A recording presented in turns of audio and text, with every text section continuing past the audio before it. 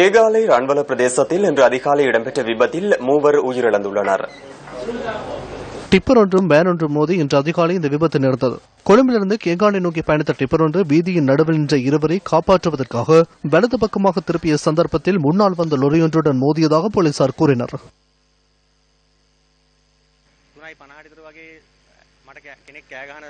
அதிகாலை 3:50 அளவில் ஒருவர் கூச்சலிடும் சத்தம் கேட்டது. வீதியில் எவரேனும் தொலைபேசியில் பேசுவதாக நாம் நினைத்தோம். சில நிமிடங்கள் கழித்து நான் சென்று பார்த்தபோது கொழும்பிலிருந்து வந்த லொரியொன்று மோதியிருந்தது. வெளியே வந்து பார்த்தபோது வீதியில் இருவர் உயிரிழந்த நிலையில் கிடந்தனர். லொரியின் சாரதி கவலைக்கிடமான நிலையில் இருந்தார். நாம் சென்ற சந்தர்ப்பத்தில் வீதியில் கிடந்த இருவரும் உயிரிழந்திருந்தனர். அதிக இரத்தப்போக்கு ஏற்பட்டிருந்தது.